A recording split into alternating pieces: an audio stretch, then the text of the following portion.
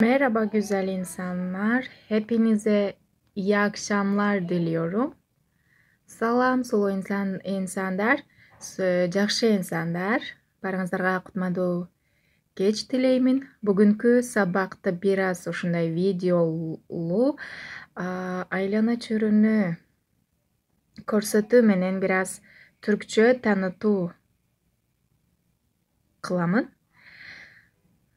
Görüyorsunuz karşınızda kocaman bir deniz var. Görüyorsunuz. Görüp жатасыз. Алдыңыздағы çoğun bir deniz. Deniz bugün dalgalı. Dalga var büyük. Толқын var denizde. Ve rüzgarlı. Bugün hava rüzgarlı. Bugün aba, ırayı aba, шамалдуу. Ve deniz gördüğünüz gibi толкундар болуп жатат. Көрүп турганыңыздай. Ушул жерде кыскасы көрдүңүздөр деп ойлойм, толкун. Denizin üstündekiler gemiler. Gemi, kema, gemiler, kemalar. Ve kuşlar, kuş, kuşlar, kuşlar uçuyor, uçup жатат. Bu güneş, parlayan güneş, küngö güneş deylet. Ve onun güneşin üstü etrafındaki bulut deylet. Siyah bulut, kara bulut. Bu kuşlar rüzgarı seviyor. Bu kuşlar şamaldı жақсы көрөт. O yüzden gökyüzünde yüzülüyor. Yüzülerek uçuyor. Ошондуктан көктө учуп жатышат. Ушул шамалдуу учурда дагы.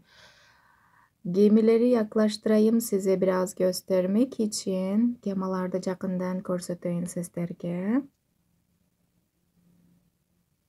Evet, işte bu deniz. Gördüğünüz gibi, görüp turganыңыздай. Ve bir sürü gemi var. Жана өтө көп gemi var. Bir sürü, өтө көп manisinde. Çok da көп болот. Bir sürü demek de ötö көп деген manide. Gökyüzünde kuşlar uçuyor. Asmanda kuşlar uçup жатат. Gökyüzünde. Gökyüzü, asman. Gökyüzünde, asmanda kuşlar uçup жатат. Бул нерселерди түшүндүргөнгө аракет кылып секин так сүйлөп жатам. Анткени словарь кылып, сөздүк кылып, түркчө кыргызча сөздүк кылып жазып алууңуздар үчүн. Видеону кайра көрсөңүздөр бул жерден өтө көп сөздүк чыгат. Түркчө, gemi dedim, kema, толкун, dalga, deniz, gökyüzü, asman, güneş, gün, evler, üy, evler, üylör, üylör bu, til aralaştı, dilim karıştı, tilim aralaştı, karıştı, til aralaştı. Ağaçlar, daraktar, araba gidiyor. Bak, burada araba gidiyor. Maşina ketip жатат. Araba. İnşallah başka bir günde, inşallah başka bir günü dağı bu manzarayı sizin için çekeceğim. Görüyorsunuz bir sürü kuşlar havada. Ötö көп kuşlar havada. Көктө. Bu kuşlar